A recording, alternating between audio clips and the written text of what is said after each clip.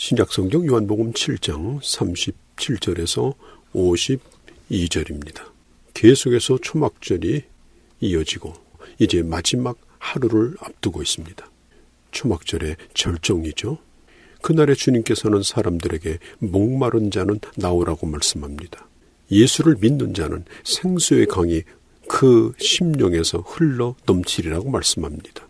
그 당시 형식적인 신앙, 율법에 매여서 자유를 잃어버린 사람들은 종교에 지쳐 있었습니다. 그러나 예수를 믿을 때에 그 마음에서부터 생수의 강을 경험하게 될 것이다 라고 말씀하셨고, 그러나 39절에 아직도 예수를 따르고 있는 제자들은 그들에게 아직 성령은 임재하지 않았다라고 설명하고 있습니다. 여러분, 이 장막절, 이 초막절은 어떤 의미를 가진 절기이죠?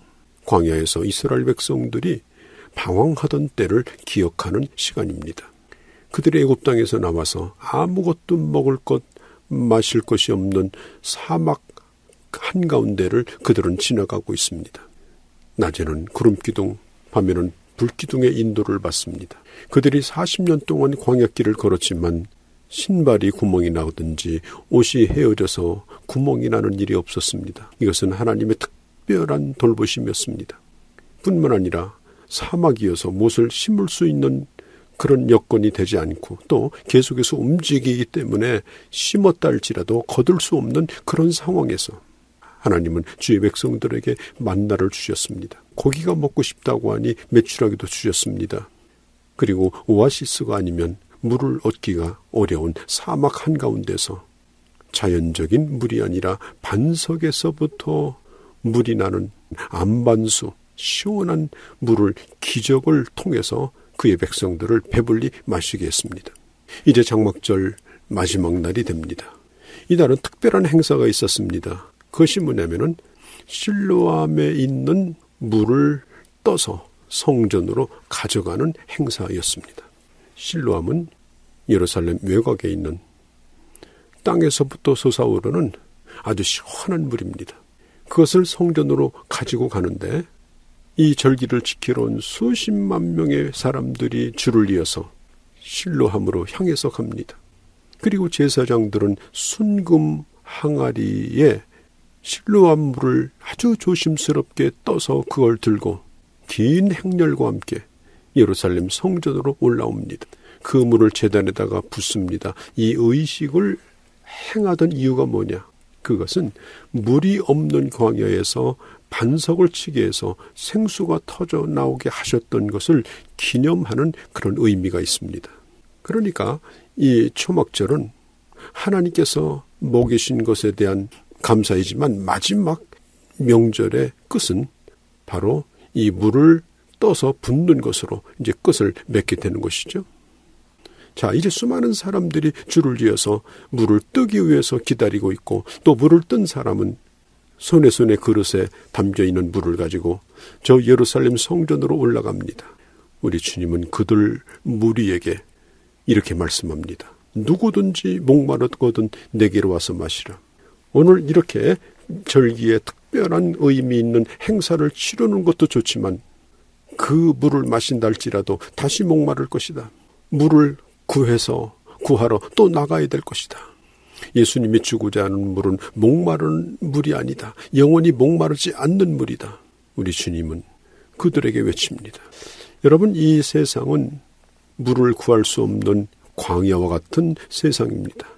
땅은 넓지만은 먹을 것도 없고 물도 없는 그러한 곳에서 자라나는 나무처럼 우리 인생은 그렇게 힘듭니다. 그래서 모든 육신을 가진 인간들은 목이 마릅니다. 힘이 듭니다. 갈증이 있습니다. 사람의 사랑에 대한 갈증, 돈에 대한 갈증, 명예에 대한 갈증, 좀 차원 높은 진리에 대한 갈증, 영적인 이런 초월적인 것에 대한 갈증.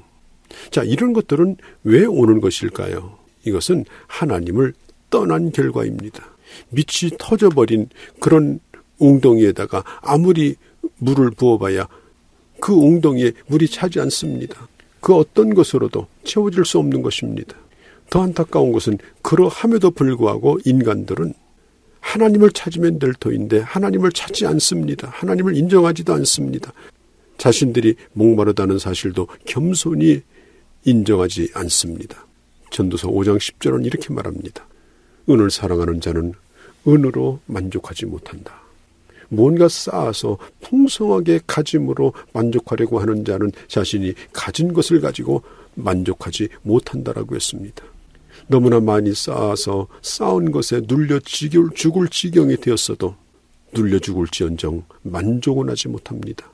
또 다른 것을 찾아놨습니다. 이것이 바로 인간의 모습입니다. 그러면 어떻게 인간은 만족할 수 있을까요? 예수 그리스도를 믿는 사람들의 심령에 하나님은 목마르지 아니하는 한 샘을 우리 안에 만들어 주십니다. 영혼의 옹달샘입니다. 신령한 생수가 흘러나온 옹달샘을 내 심령에 두십니다. 그리고 오직 예수를 믿는 믿음으로 만족하고 행복하게 살아갈 수 있게 해 주시는 것입니다. 오늘 많은 사람들이 이렇게 말하죠.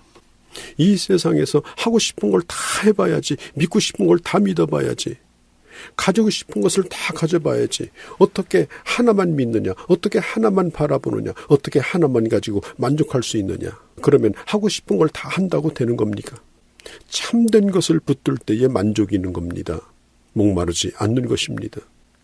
예수를 믿는 심령은 마치 물된 동산과 같아서 그 심령에서 샘물이 펑펑 터집니다.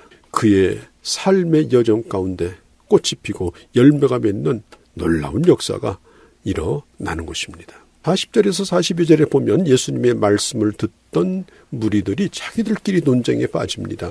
그 논쟁의 주제가 뭐냐면 예수님이 누군가 하는 것에 대해서 서로 입장이 달랐기 때문입니다.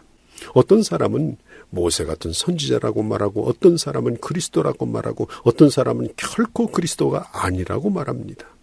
예수님이 그리스도인 것을 인정받는 데 있어서 두고두고 거침돌이 되는 것이 뭐냐면 예수님이 나사렛 출신이라는 것이었죠. 43절 44절에 보면 이 무리들이 의견이 갈렸습니다. 열띤 논쟁을 하죠. 예수님에 대해서 군중들이 관심을 가지고 있다는 것을 알고 있는 유대 당국자들은 예수님에 대해서 손을 대지 못하고 있습니다. 아직 하나님의 때가 되지 않았기 때문이죠. 여러분 기억하십시오. 하나님께서는 하나님의 성전 문지방에서 흐르는 물로 한 심령을 다 적셔주시고 땅을 적셔주셨습니다. 그 물이 강을 이뤘습니다. 가는 곳마다 물고기가 넘쳐납니다. 물가에 수목이 우거지는데 그 모든 수목은 전부 약초와 같습니다. 하나님은 오늘 또 몸된 교회를 통해서 끊임없이 주시는 생수의 은혜로 우리의 신앙생활이 풍성하게 만들어 주시는 것입니다. 45절 47절에 보면 이 제사장과 바리새인들이 이 보낸 사람들, 그러니까 그들의 부하죠. 이 사람들이 예수님을 잡지는 못하고 오히려 예수님의 말씀을 듣고 그들의 마음이 움직입니다. 예수님의 말씀을 대단히 긍정적으로 받아들입니다. 메시지를 듣는 가운데 흠을 잡기 위해서 처음에는 들었지만 흠 잡기 위해서 자세히 토시 하나 빠뜨리고 듣다가 오히려 주의를 기울이는 가운데 그들의 마음이 뜨거워집니다. 그래서 감동을 받고 흥분합니다. 그들은 이렇게 말합니다. 그 사람이 말하는 것처럼 말하는 사람을 우리는 본 적이 없다. 그 당시에 성경을 가르치는 교사들이 얼마나 많습니까? 많은 사람들이 성경을 가르쳤지만 예수님처럼 그렇게 가르치는 분은 못 봤다는 것입니다. 그래서 이 사람들은 자신이 보냈던 사람들이 오히려 예수님에 대하여 우호적인 보고를 하게 되자 이 바리새인과 유대 당국자들은 이 아랫사람들을 크게 책망합니다. 그러면서 뭐라고 얘기를 하는가 하면 너희가 예수에게 미혹되었다라고 추궁하죠. 이들은 자기 아랫사람에게 이렇게 자기 자신을 정당화시킵니다. 바리새인과 유대 당국자 중에 예수 믿는 자를 본 적이 있느냐? 우리도 안 믿는 예수를 너희가 감히 믿느냐? 율법도 모르는 너희가 무엇을 한다고 떠들어? 이게 무슨 얘기입니까? 그 당시 종교 지도자들이 얼마나 교만한 사람들이었는지 잘 나타나고 있습니다. 그러나 마음을 열고 주님의 말씀을 듣는 사람은 그 권위에 압도되었고 감동을 받지 않을 수가 없었습니다. 이때 요한복음 3장에서 한밤중에 예수님을 만났던 그 니고데모가 여기서 등장합니다. 이 니고데모는 그 당시 유대 당국자들과 동료들입니다. 친구들입니다. 니고데모가 이렇게 말합니다. 그 예수를 너희가 직접 듣지도 만나지도 않고 함부로 평가하지 말라라고 말하니까 같은 동료인 니고데모에 대해서 너도 갈릴리 출신이냐 한패냐라고 몰고 가고 있는 것입니다. 사랑하는 성도 여러분, 오늘 여러분들은 참으로 하나님이 주시는 생수의 은혜로 만족하십니까? 우리의 심령에 영혼의 생수의 섬이 펑펑 터져서 이 세상의 그 어떤 환경 속에서도 만족한 하나님의 은혜로 살아가는 여러분들이 되시기를 바랍니다.